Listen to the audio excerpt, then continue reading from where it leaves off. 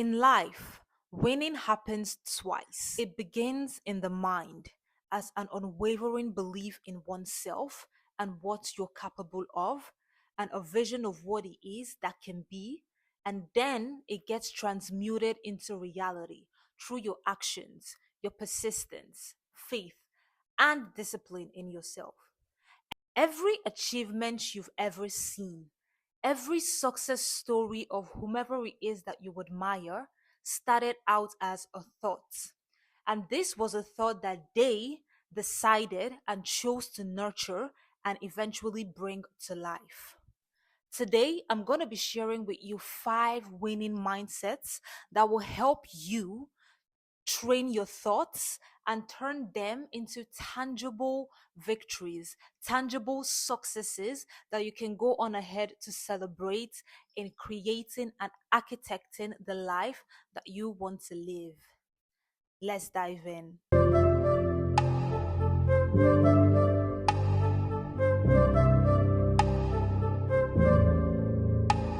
Before diving into the 5 mindsets, let's take a moment to understand what mindset really is. Your mindset is a lens through which you see and experience the world. It's a collection of your beliefs, your attitudes, and your thoughts. And these shape your action, reactions, and effectively how you interact with the world. Now, a winning mindset does not happen by accident, no. It is the type of mindset that is cultivated intentionally and consciously. So, how does one cultivate a winning mindset? You do that by feeding your mind with positive thoughts. You do that by surrounding yourself with growth oriented people. And you also do that by consistently challenging limiting beliefs that you have about yourself or about your capabilities. Because as people, as individuals that are living in a society, we are constantly getting feedback from the world.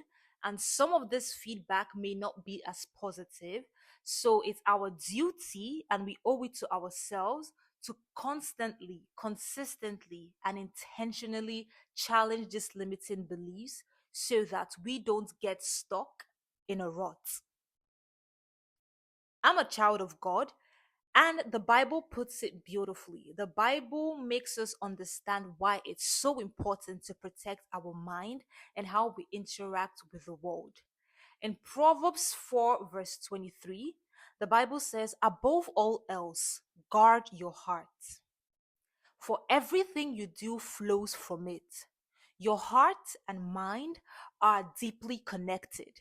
And when you guard your heart, your thoughts, you protect the source of your actions and decisions. All right. So now that we have a good understanding of what mindset is, let's get into the winning mindsets. The first mindset is whatever I set my mind to do, I will accomplish. This specific mindset is about having unwavering belief in yourself and in your ability to achieve whatever it is that whatever goals that you set for yourself.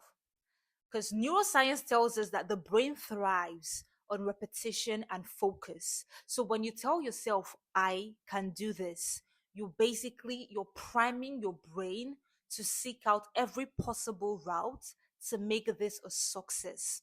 And when you tell yourself, I can do this repeatedly, you activate something called the reticular activating system, RAS. Bear with me. Now, what the RAS is a part of the brain that controls our sleep wake cycles, it controls arousal, and it also controls attention. Emphasis on the attention because this is where setting yourself up and cultivating a mindset for success comes in. Basically, this part of the brain allows us to filter unnecessary information and focus on what's important to us at any given moment. So, in the case of programming your mind for success, it helps you notice opportunities that otherwise may have gone unnoticed that aligns with your goals. And when you picture yourself succeeding in your mind's eye, you activate the RAS that is going to help you achieve this goal. Now, what this looks like practically is, for example, if you want to take a course or you want to upskill or up level yourself, you can write down your goal every day as if you've already achieved it. For example, I already completed this certification with 100% success.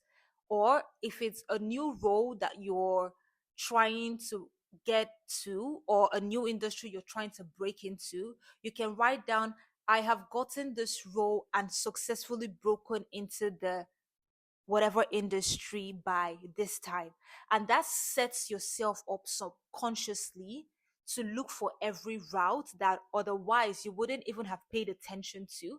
It sets you up and gets you hyper focused on achieving that goal, and eventually you would see that you have gone ahead to achieve it. So when you achieve the goal that you set for yourself, what this does is it ignites a self-fulfilling cycle of the repetition that your brain needs as confirmation to know that when I set my mind to do something, I actually achieve it. So basically, it's like saying, I've done it once and I can do it again. And when you do something repeatedly and continuously, it starts to become easier. It starts to become second nature. And it's not something that you have a lot of resistance to. And this is where your brain and effectively your mind gets into that habit of, when I set my mind to do something, I know that I can achieve it because I've done so before. The second mindset to cultivate is, I'm going to take the required risk I need to grow. Now, growth often comes from stepping outside your comfort zone. And did you know that the brain actually rewires itself whenever we face new challenges? And this process of the brain rewiring itself is what is called neuroplasticity. You can go ahead and look that up. But by taking risks, we are basically teaching our brain to adapt and grow stronger. And why is risk necessary for growth? Risk is necessary for growth because when we take more risks, we basically increase our chances of being exposed to opportunities that we may never even have thought about. And risk is required for progress because if you're constantly stuck doing the same thing, there is no growth and there is no challenge, and you just remain exactly where you are without advancing in life, which is what we do not want. When we increase our chances of taking risk, slowly but surely, our appetite for risk would increase, which would also increase our risk tolerance. And of course, this does not mean you should be reckless or, do something way out of left field. No. What I'm saying is to take informed risks and calculated risks, the kind that would increase your chances for success in alignment with what it is that you want to achieve. Because as the saying goes, high risk, high reward. So taking risk is the only way that you can explore possibilities and unlock doors that you did not even know exist. Because trust me, it has happened to me. So start small and take one risk every week, whether that is speaking up in a meeting or reaching out first as the friend or going to a new event in a new city, whatever it is, just take that risk. And when you do, celebrate the process, not the outcome, because the goal is to build the resiliency and increase your risk tolerance. The third mindset is, if I'm curious, I'm going to pursue it.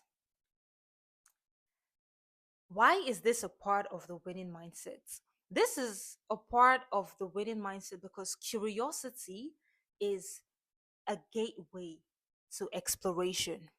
And when we explore, we learn new things. If you juxtapose curiosity with following your passion, you will see that passion comes with a lot of pressure, a lot of expectation to love what it is you're doing for however long that lasts. However, Curiosity lifts that weight off. It removes every kind of pressure, any kind of expectation, and is more carefree and explorative. It's basically just a spark that is enough to get you excited and intrigued to follow something through without the burden of having a long term commitment to whatever that is. And curiosity allows you to explore and discover freely, which would eventually lead you to unexpected passions or opportunities that you can then commit to and pursue. So, if you're curious about anything, pursue it. So, a practical tip for this mindset would be that when you see, feel, or experience something that sparks your curiosity, commit to exploring it for 5 minutes, 10 minutes, 15 minutes, whatever that may be. So you can read an article about it, watch a video on it, register to do it, or just ask someone knowledgeable and have a conversation about it. And just keep this curiosity alive to see where eventually takes you. And you can also incorporate a curiosity journal where you write down what it is you're curious about to track what you've learned or what you gained from exploring that curiosity, and basically how it kept your excitement alive throughout that process. And when you follow your curiosity, you never know where it's going to lead you. On to the next. The fourth mindset is I ask for what I want. Full stop. Now, this mindset is about owning our desires, and not just owning our desires, but also making them known, which is very important and crucial to cultivate a winning mindset. Because here's the thing, we assume people can read minds. I still don't know why, but you should stop doing that if you do, because no one can read minds. So you're thinking this person knows what I want, or I've dropped a lot of hints here and there. But trust me, people have a lot that they're thinking about, a lot going on in their lives to be spending time deciphering or decoding your hints. If you want something, ask for it. And research from Harvard shows us that asking for what it is that you want, just asking, that directly increases your chances of getting what it is that you want by up to 50%. Exactly. So, why are you not asking? But outside of the Harvard research, beyond the benefits of, asking for what you want, beyond the external part of getting it, there is the psychological benefits that it also gives you, because when you ask for what it is that you want, it builds your confidence and it helps you develop a can do mentality. And what that translates to be in your real life is that it strengthens your self awareness muscle, because now it forces you in a way to clarify what it is that you truly want and articulate that to someone else. And let's not forget, when you hear no, that is not failure at all. In fact, hearing no is a gift, because it redirects your focus and attention to explore other directions and opportunities that you may not have considered that will eventually lead you to a yes. So ask for what it is that you want. And a practical way to implement this would be to gauge low stakes situation where you can request a small favor from your neighbor or like a colleague or friend, and eventually build up to asking bigger, like negotiating a raise or pitching an idea. Because remember, the worst they can say is no, so you might as well go for it. Like, it's only up from here. So go for it, ask for what you want. And now we are on the fifth and final mindset. And the fifth mindset is there is no other option but to win. So it's like, it's either I win or I win.